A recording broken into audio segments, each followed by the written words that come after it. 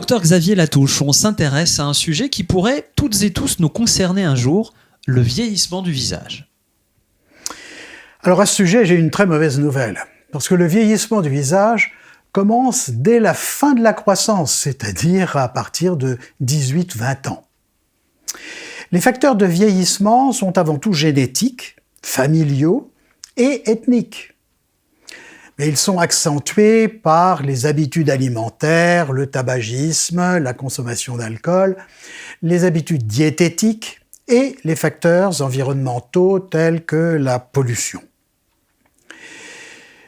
Tous les tissus sont touchés simultanément par un amincissement et un affaissement.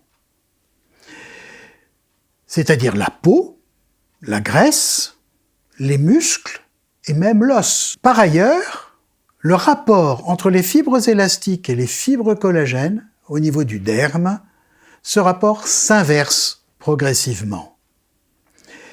En conséquence, les rides naturelles se creusent. Ce sont les sillons nasogéniens,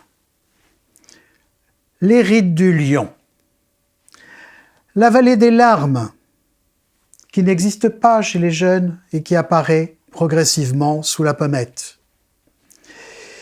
Et d'autre part, se creusent également des ridules qui apparaissent secondairement, telles que les rides du front, les rides dites de la patte d'oie, ou bien les plis radiaires qu'on trouve autour de la lèvre supérieure.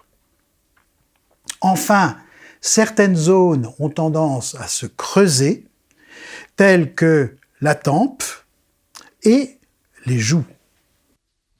Une bonne nouvelle dans tout ça, docteur Latouche, c'est que le vieillissement du visage, ça n'est pas une fatalité, il y a des solutions. Des solutions esthétiques qui peuvent être pratiquées soit par les esthéticiennes, par les médecins esthétiques et par les chirurgiens esthétiques. Les résultats que l'on obtient par des soins esthétiques d'esthéticiennes vont être réels, mais fugaces, durer quelques jours.